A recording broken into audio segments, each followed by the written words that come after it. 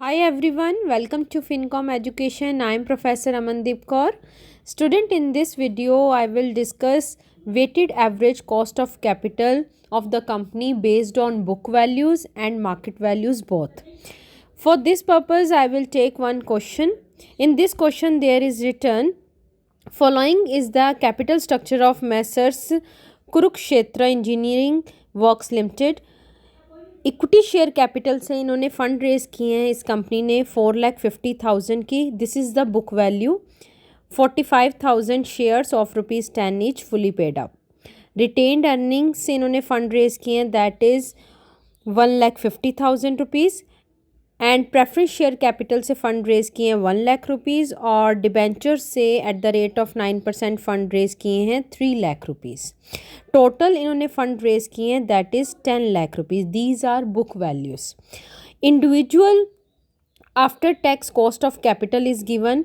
14% of equity share capital की cost है ये, और 14% cost of retained earnings and 10% is the cost of preference share capital after tax, and cost of debenture after tax is 4.5%. individual cost of capital is given.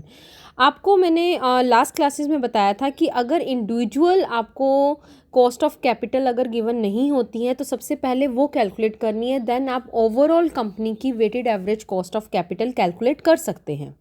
लेकिन इस question में आपको individual cost of capital दे रखी है, equity share की भी, retained earning की भी, प्रेफरेंस शेयर कैपिटल की एंड डिबेंचर्स की, एंड इनकी बुक वैल्यूज़ भी गिवन है कि कितना कितना फंड आपने हर सोर्स से रेज किया है. On the basis of following information we have to calculate weighted average cost of capital.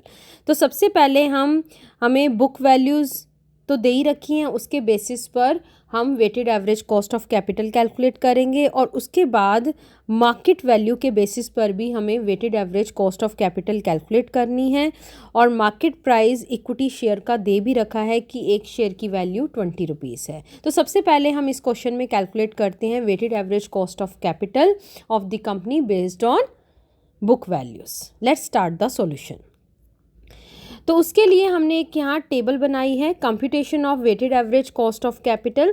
Sources of finance first column में हमने लिखा है equity share capital, retained earning, preference share capital and debentures. इनसे जितने आपने funds raise किए हैं उनकी अमाउंट हमने लिख दी. बुक वैल्यूज़ के बेसिस पे निकाल रहे हैं तो एक बार सारी बुक वैल्यूज़ ही लिखेंगे.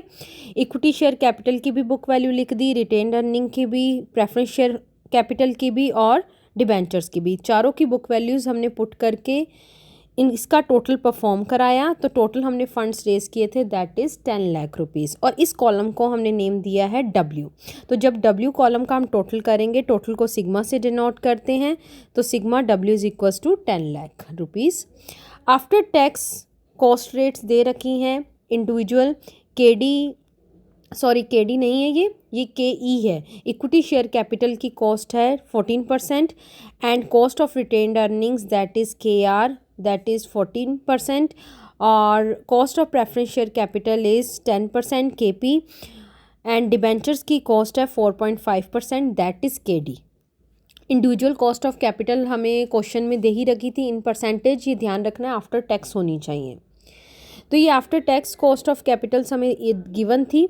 इस कॉलम को हमने X से डिनोट किया है. जब हम इंडिविजुअल जो आपकी कॉस्ट की रेट है 14% आप कॉस्ट पे आउट करते हैं ऑन इक्विटी शेयर कैपिटल पे. तो इक्विटी शेयर कैपिटल से हमने फ़ंड रेज किए हैं 4,15,000. तो आपकी कॉस्ट कितनी आ जाएगी? 4,50,000 इंटू 14%, दैट मीन्स टोटल हम पे आउट कर रहे हैं ₹63,000. ये after tax cost in rupees निकल जाएगा.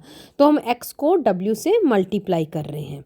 Then we got ₹63,000 cost we have paid on equity share capital.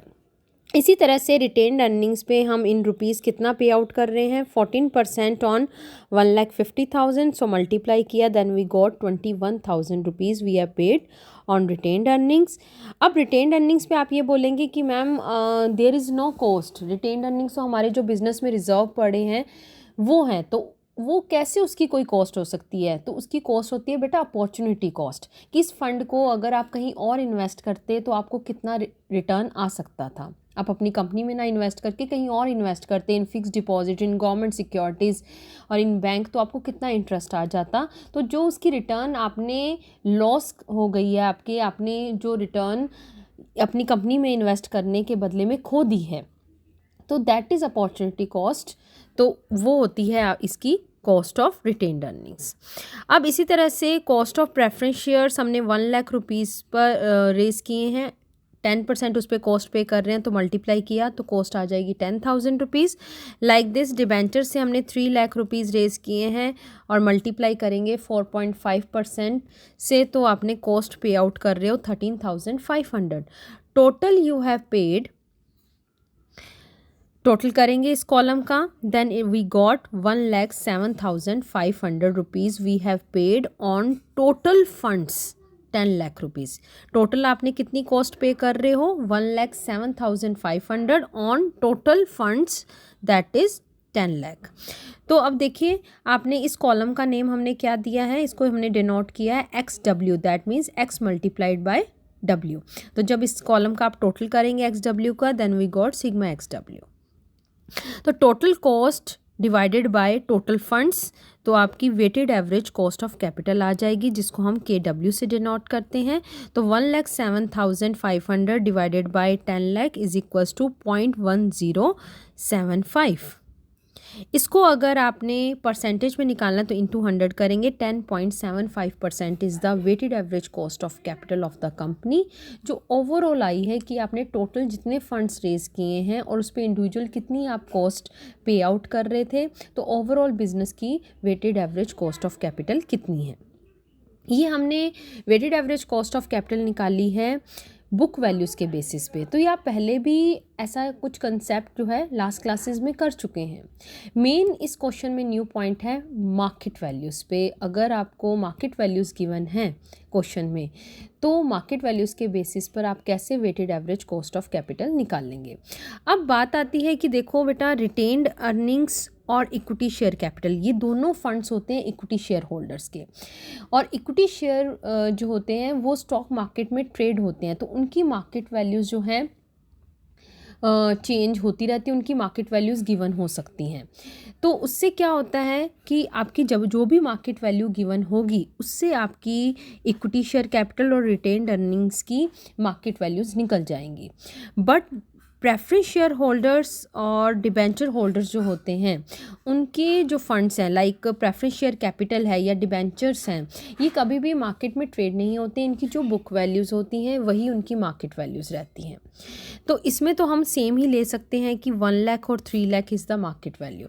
लेकिन इक्विटी शेयर होल्डर्स जो होते हैं, उनकी जो इक्विटी शेयर कैपिटल है वो मार्केट में ट्रेड होती है, क्योंकि इक्विटी शेयर जो है स्टॉक मार्केट में ट्रेड होते हैं, तो उनके मार्केट प्राइसेस जो है अप एंड डाउन हो सकते हैं।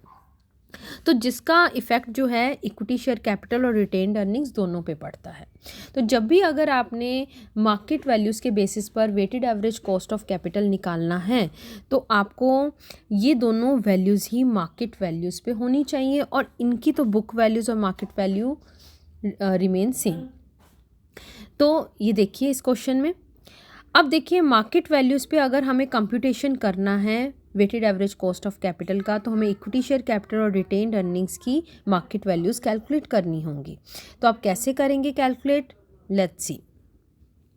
तो सबसे पहले आप ये वर्किंग नोट बनाएंगे। हमें मार्केट प्राइस गिवन है इक्विटी शेयर के, एक शेयर की दे रखी है वैल्यू 20 रुपीज़ पर शेयर। मार्केट प्राइस कितना है, 20 रुपीज़ पर शेयर।